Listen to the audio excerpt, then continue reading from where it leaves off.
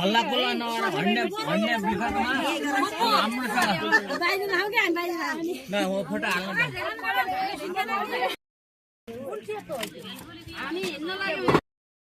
Hello guys बौरा आवन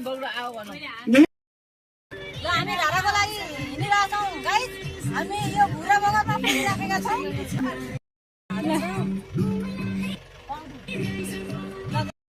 हाम्रो यात्रा धारासम्म हुनेछ। मानमा हुँदै धारा हुनेछ। मानमा हुँदै धारा जिल्लाको नाङ्गो बजार हुँदै धारा पुगिनेछ।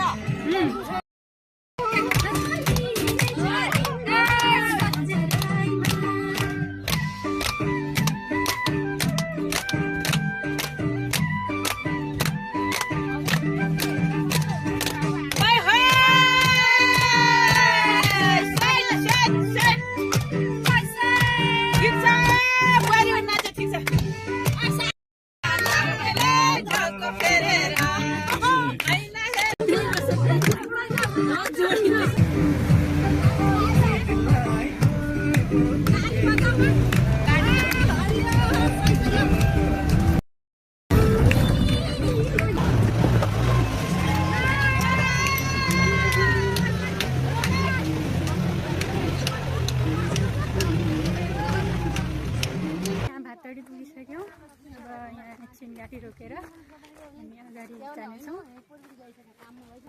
गाडी चाहिँ त्यहाँ पर छ। हामी एकछिन निस्केछौँ।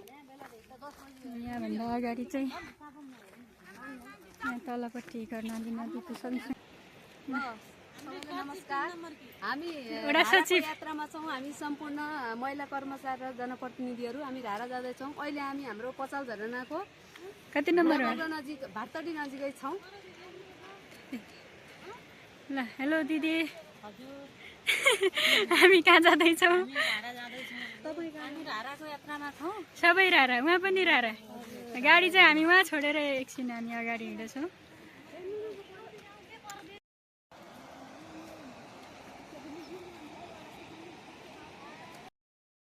साथीहरू हामी चाहिँ अब यहाँ कर्णाली नदी सँगसँगै यात्रा गरिरहेका छौँ।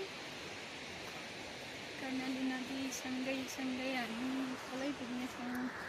मानमा भएर त्यसपछि जुम्ला भएर मुगु जिल्लाको राराताल पुग्नेछौँ।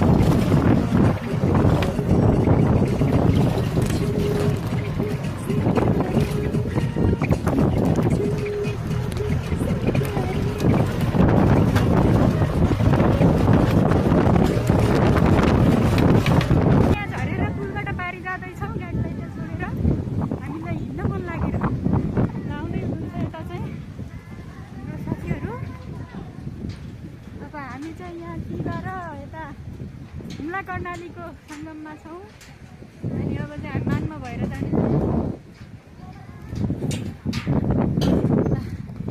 आउनुहोस्।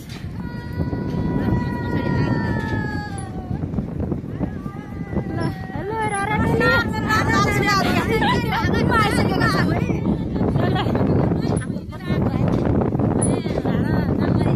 सबै रारा ल है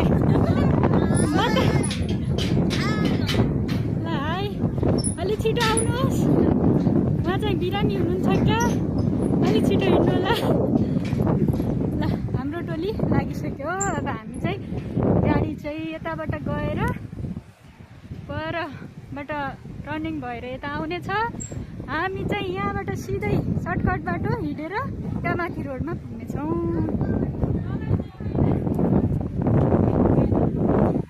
यहाँनिर चाहिँ यो हुम्ला कर्णाली र तिला नदीको सङ्गम स्थल। त्यहाँनिर चाहिँ कर्णाली नदीका सहायक नदीहरू दुईटा चाहिँ त्यहाँनिर मिसिएर यहाँ अब कर्णाली भएर बग्छ। हामीलाई फेरि गाडी चढेर पनि यहाँ हिँड्न रहर छ। हामी चाहिँ यहाँ एउटा मन्दिर रहेछ त्यहाँ पुगिसक्यौँ। अनि यहाँ सबैजनालाई थकै लागेर बस्दै हुनुहुन्छ। अब हामी चाहिँ माथि रोडमा पुगेर फेरि गाडी चढ्छौँ। गाडी यताबाट घुमेर आउँदैछ। यहाँनिर चाहिँ मन्दिर रहेछ टक्क।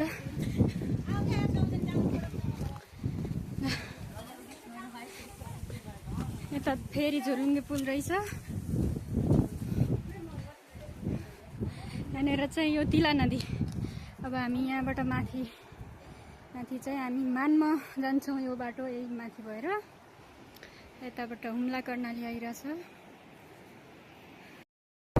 ल यहाँनिर चाहिँ मन्दिर देख्न सक्नुहुन्छ। यो के मन्दिर रहेछ अब नाम चाहिँ थाहा छैन, तर एकदम राम्रो छ। हामी चाहिँ यो बाटो भएर आएको माथिदेखि। अब यहाँनिर सबैजना एकछिन मन्दिर दर्शन गरेर हामी फेरि यात्रा कन्टिन्यू गर्नेछौँ।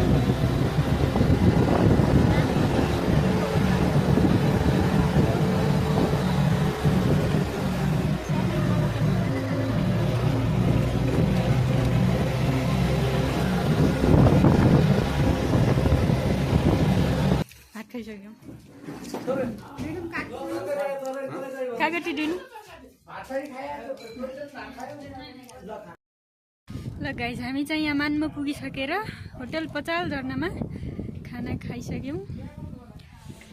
अब यहाँबाट फेरि यात्रा सुरु हुन्छ। यो चाहिँ यो होटलबाट देखिने दृश्य।